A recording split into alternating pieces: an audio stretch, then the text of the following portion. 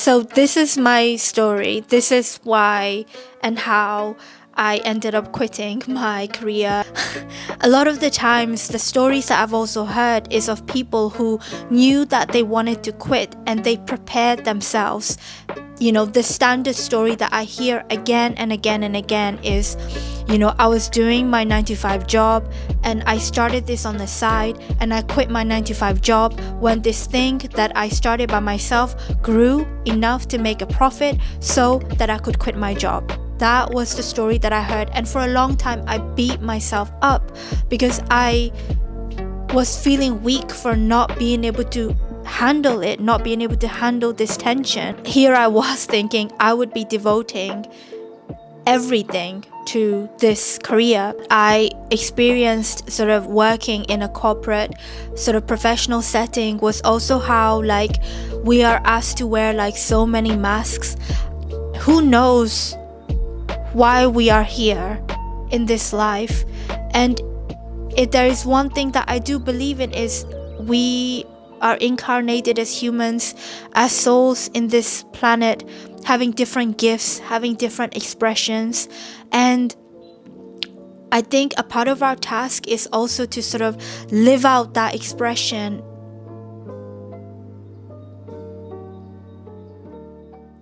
So welcome back to Teaside Thursday.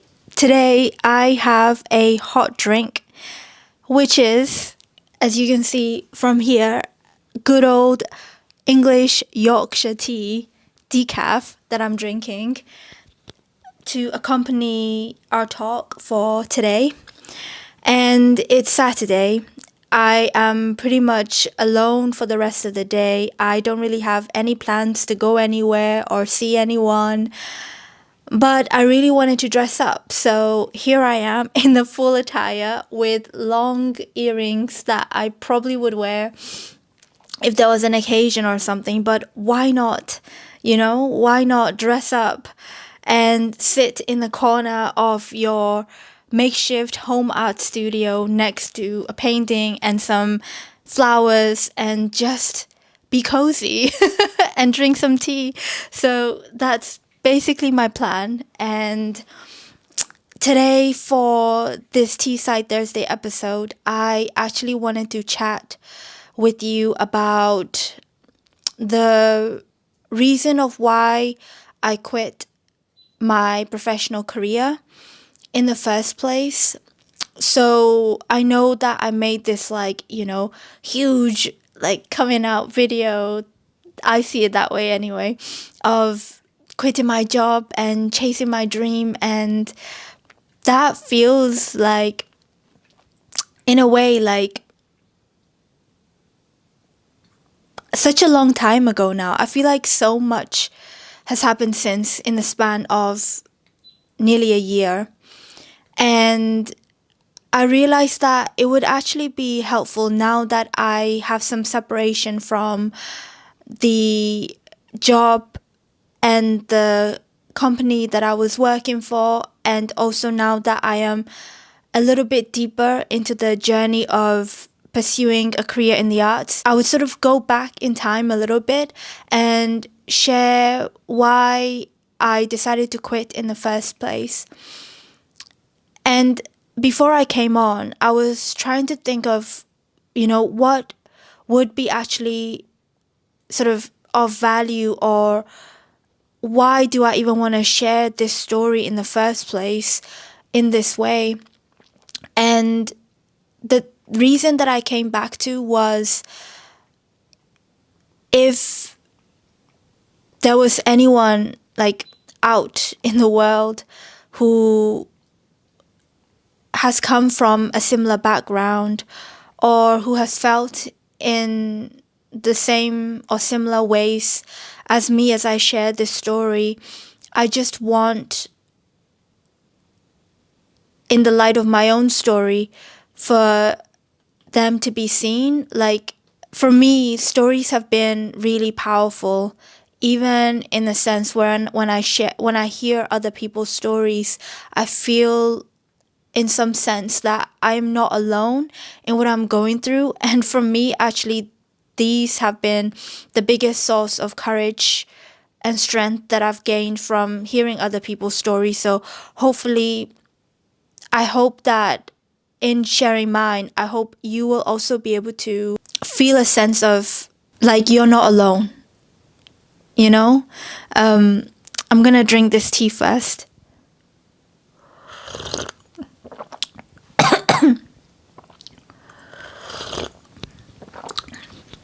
Right, so where do I begin? Because I feel like this type of journey is one that can go way, way back. But I think I actually want to start from the point where I became a chartered landscape architect. So basically, I have a degree in bachelor's and master's in landscape architecture. So I did 3 years of bachelor's and then 1 year of working as a year out in an office. And then afterwards,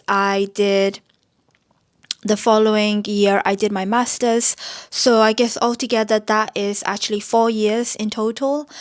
And then after I graduated,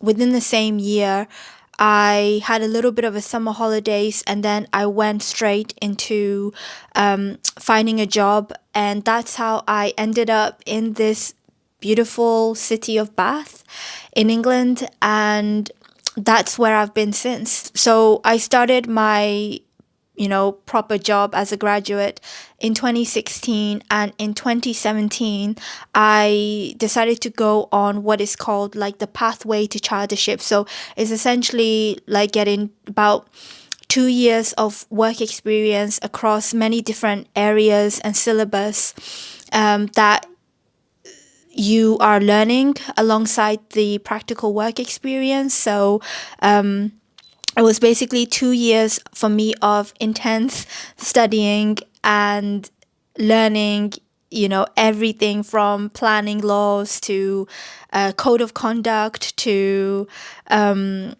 just different types of contracts, and as well as, getting project experience at work. And that was a very invigorating experience because I felt like in those moments I had something to work towards, and I really just had this like primary goal of getting the chartership, getting the chartership, getting the chartership. Because in a sense, the only thing that I saw as like another challenge and sometimes like a roadblock even to sort of becoming a fully fledged landscape architect was getting chartered, which also meant that, I was able to further my experience in the company and also have better pay.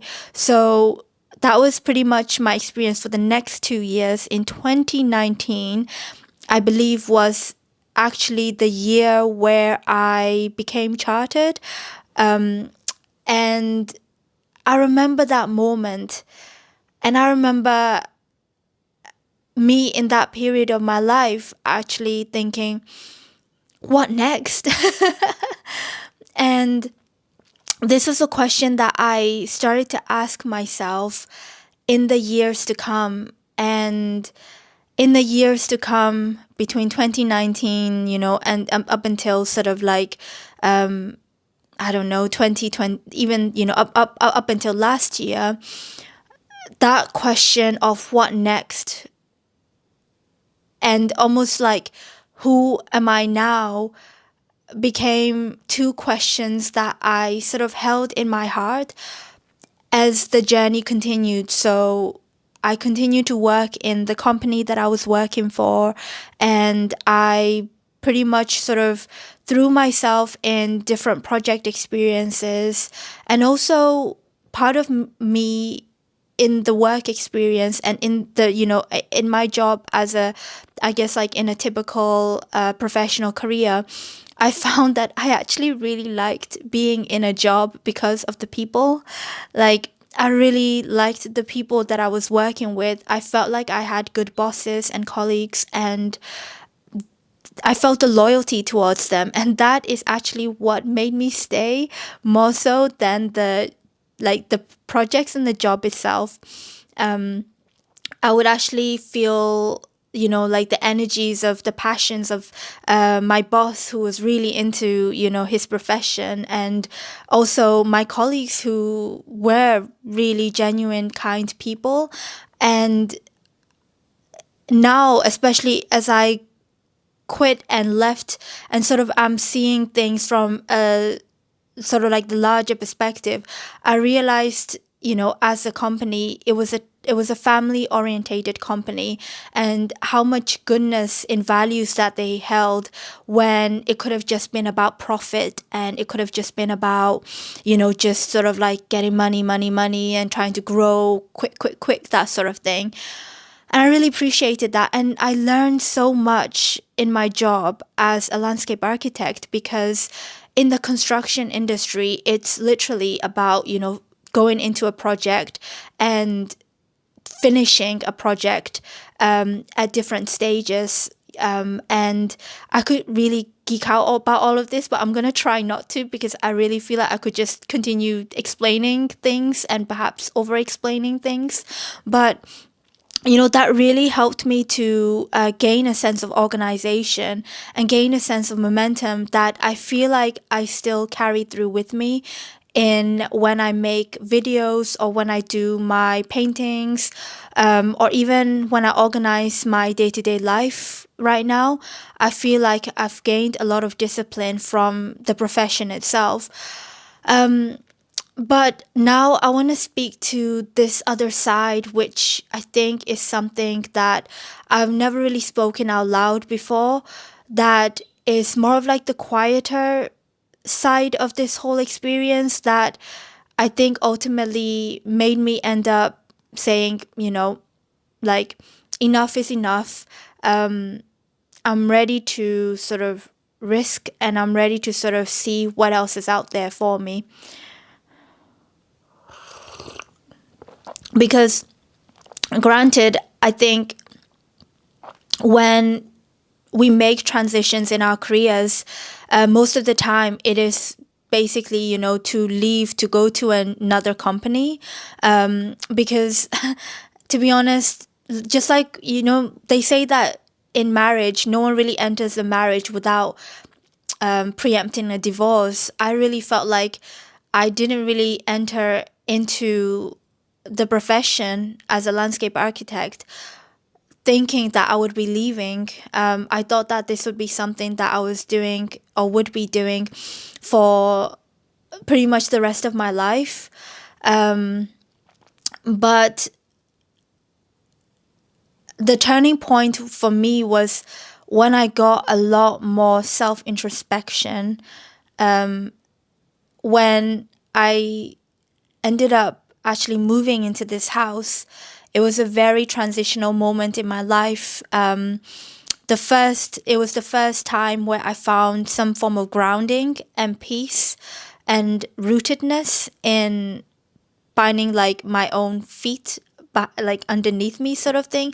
I felt myself actually sort of extending those sort of like roots that I felt from actually, living in my own home to actually like within myself. So that in that period of time was when I discovered art and poetry and journaling, and really got into this world of personal development.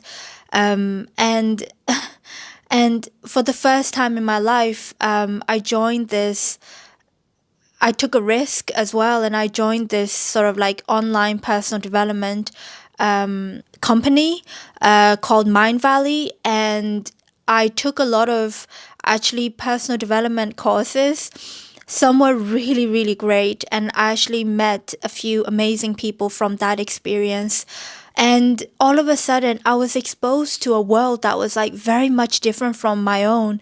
There were people having careers that I never even considered as a career in the first place, like coaching, and people in businesses.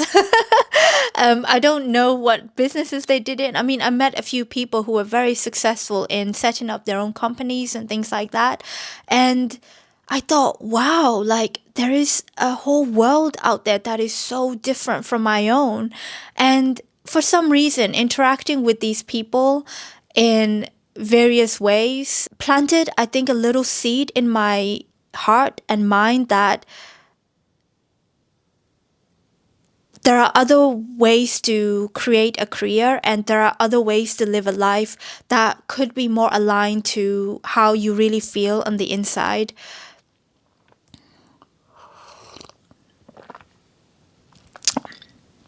And the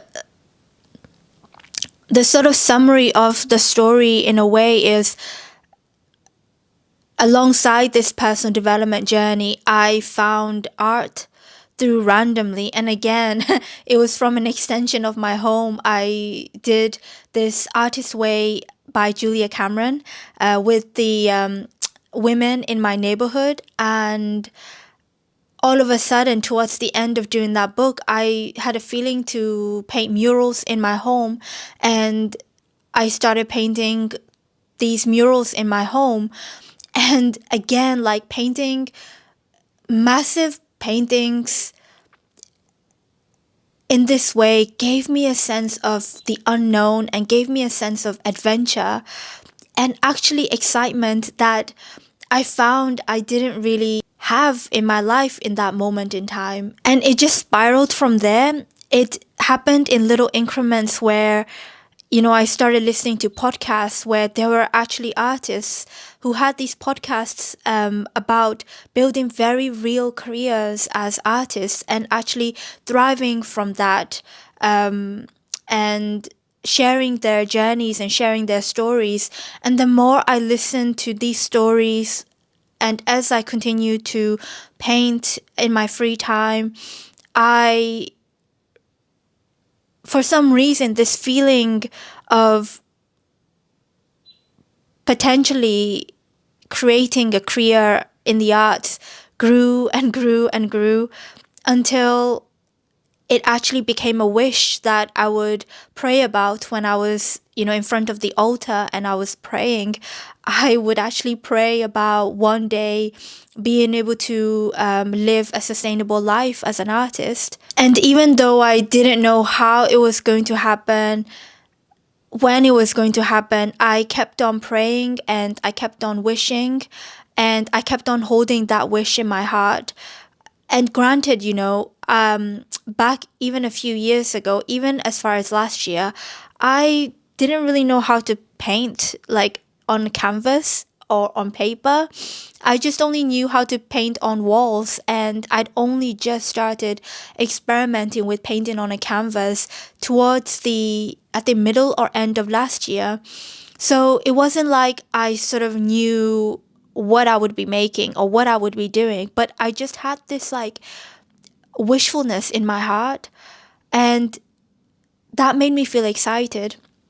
And the more I sort of went deep into listening to other people's stories, and the more I also started to develop almost like this very strong artistic side, the less normal I felt with the world around me. It literally felt in a lot of moments like I was living two lives.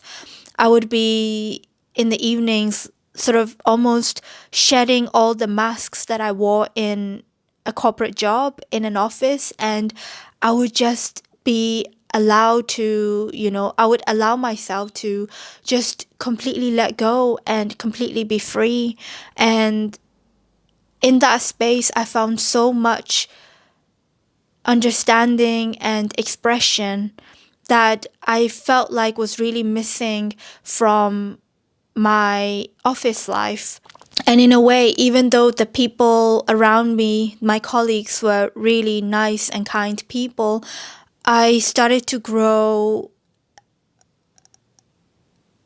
old to this feeling of talking about sort of the same things. I was never really the person who could hold like really small conversations, like talking about the weather or talking about football or talking about just like what we're doing over the weekends or what holidays we'll be going to in the summer. Like year by year, all of those things felt a little bit more repetitive for me. And even now, I still feel a little bit bad to admit it, but I think it's important to actually admit and also talk about my own experience. And in 2022, one evening,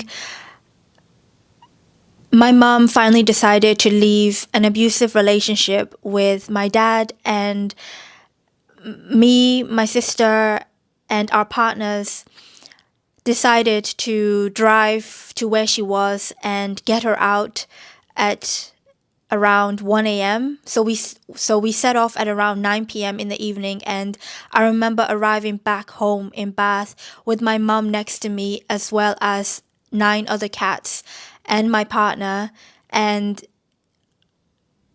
we were all suddenly here all together. And that journey was the most intense experience I've ever gone through in my adult life, which lasted for over 2 years, where there was, a period of dealing with legalities alongside my job and alongside trying to keep this dream alive inside me. And it was weird that the more I sort of pushed forward to and took part in helping my mom towards her own freedom, to have to complete the divorce process, the more I wanted a kind of freedom for myself, and the more restricted I felt in my job. And I was starting to see more sort of cracks in the system, not in terms of not in the company per se, but just in the profession itself, or just in a sense of sort of following a career where it's all like mapped out for you in a way. Like I was seeing cracks in the whole system rather than just a company. And what I was experiencing was, people sort of some like people conforming because I was learning to be a rebel in the way I created art, and I was learning to even be a rebel in undoing all of the family structures that were held, in all my years. And all of a sudden, I just felt this sense of power within me, especially when my mom's divorce process finally ended last year. I just felt like, wow, like that was the most difficult and challenging periods of my life, but I feel so powerful. I feel like if I can do that, then I can do anything. And that's actually one of the reasons that gave me the courage to quit finally. And it was a big thing for me to see my mom go through such a journey of the unknown, and almost to see her like rebuild her own life. But seeing that brought courage to me, that no matter what happens, I would be able to also handle, any challenges in my life too. And I guess there's nothing like seeing, someone very close to you, like your own mother, like going through such an intense experience and actually coming out from the other side being, okay and doing well. That also brings you a sense of like courage, like in yourself. Like that's literally how I felt. So to be honest, like what led me to quitting my job was a series of things, like I explained, like that happened.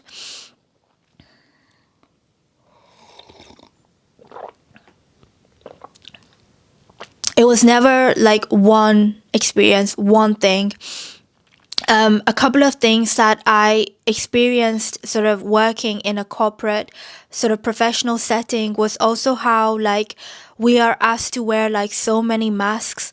Really felt like I couldn't be fully myself because it's really impossible, I think, to be so sensitive and still survive in an environment where, I would attend these meetings and I would feel like there was such a like my heart was so alive with so many emotions and so many experiences. But at the same time, I had to mask my experience because in front of me was a job I had to do and a project that I was carrying out. And sometimes I faced situations where I felt like everyone didn't want to be liable for things. Like people didn't like some people, not everyone, wanted to put blame onto someone else because they didn't want to be seen as liable. They didn't want to take the fall, or they didn't want to sort of be more honest, or just sort of be just sort of transparent about things. And that really also makes me feel disheartened in a professional life where, it's not everyone. Again, I'm not saying this is like everyone is like this or this is everyone's experience. I'm just saying it's a part of the experience that disheartened me. The fact that, you had to wear a mask, and if you didn't, then you would also be trampled on. And for me, like, having a job and having a career for me has always been about extending the growth of my own self and self knowledge. And I felt like being in that environment made me feel more stifled rather than having this sense of like growth and understanding and expansion. And I also looked at, my seniors around me, and they were living like perfectly happy, beautiful lives, and they were happy with their lives too. Like, they had families, they went on summer holidays, and they they had like a good attitude to life and to people, and etc. Like they carried all of that. And yet, like, when I looked at them and I sort of projected myself as a landscape architect X years from now, I found that I didn't want to carry out the same kind of life. And that was tragic to me when I realized this within myself, because here I was thinking I would be devoting everything to this career because my sense of self came from how well I did in my job. And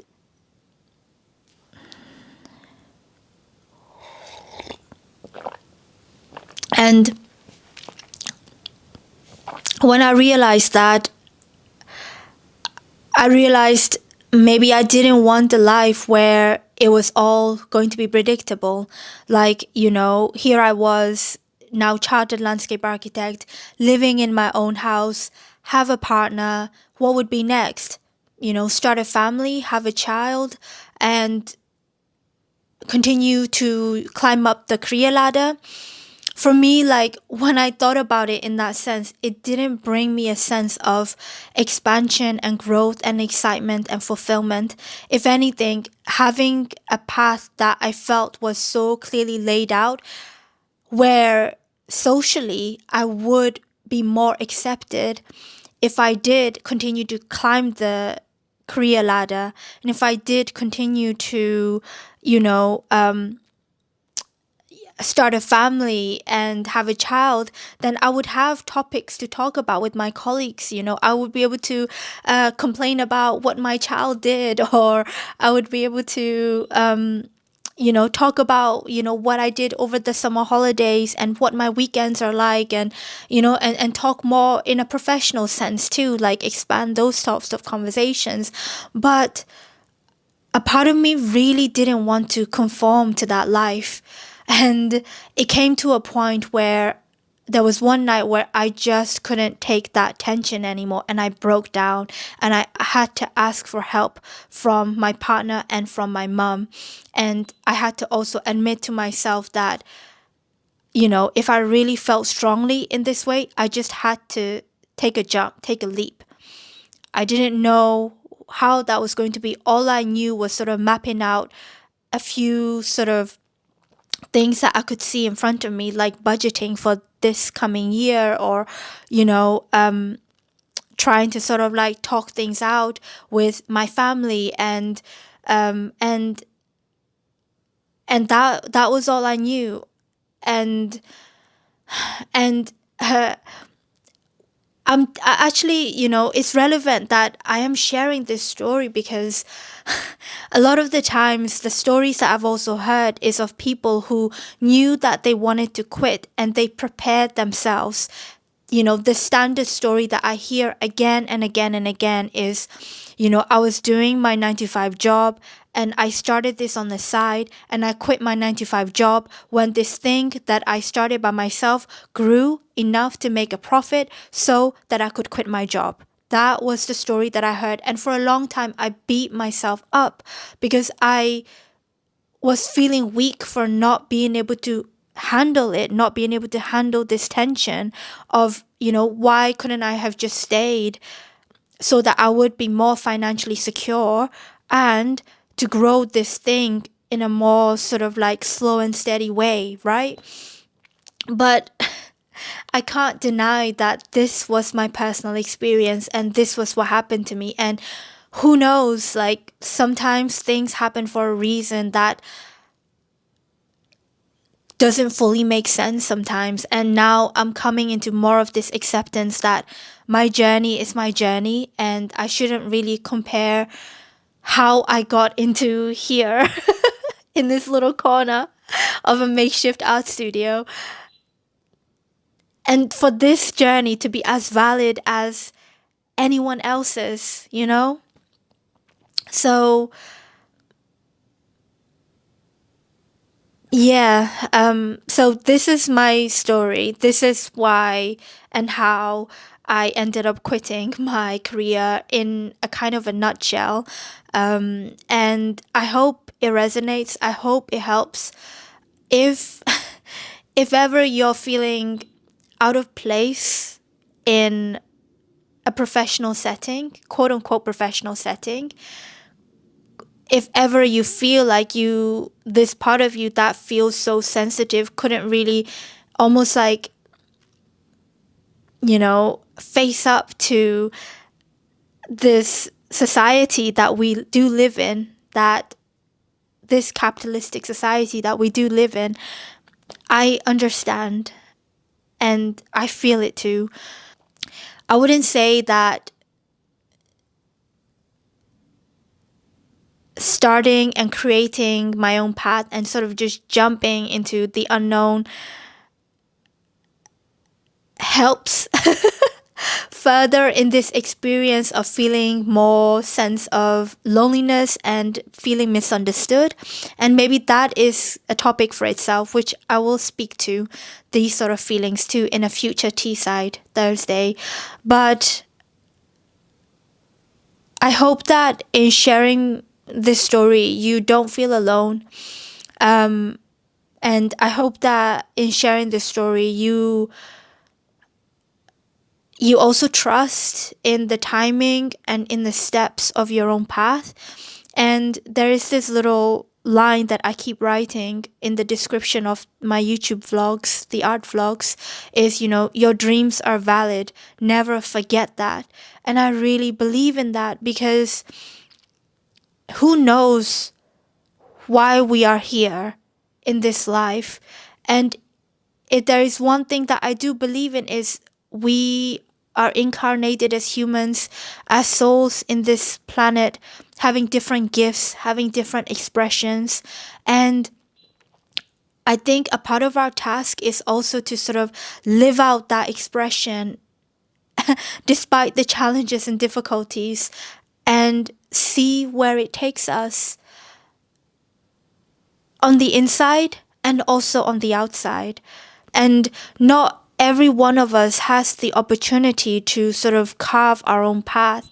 And if you have the opportunity to, or if you dare to risk in this way, then don't forget that that is a valid experience. You know, I try to tell myself all the time that my dreams are valid. Like the way that my heart is talking to me, expressing to me in this way didn't come out of nothing. You know, who knows? It came from past lives, or it came from when I was young, or it came from this life. I have no idea. But I think I owe it to myself to just continue and see where it takes me and to be open to this experience. So I'll end it here. And I will speak to this sense of feeling misunderstood and this sense of loneliness, because I think starting something by yourself, starting a business or starting something by yourself, or chasing a dream can be can be idolized. And I certainly did in the beginning too, but I think it's helpful. I in my in my opinion, I think it's actually helpful to speak to these sort of like quieter experiences that we have, because these are the things that are often not spoken out loud. What we see on the outside is a side of reality, right? And I would like to, and that is why I started these T sides, is I would like to speak more to the whole experience rather than just a part of an experience. Okay. Happy Tea Side Thursday. I hope you enjoyed this chat, and let me know in the comments, what are you drinking as you are listening to this? And just share a little bit about your journey with me. What is your dream? What is something that you carry in your heart? Yeah. Okay, I'll see you in the next Tea Side.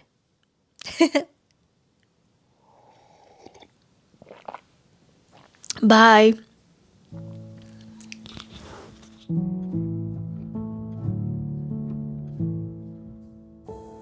I'm hushing the dog on the chain. I'm running up stones on the edge of the bank. Rally the troops for another refrain. I sing this softly to myself. I sing this softly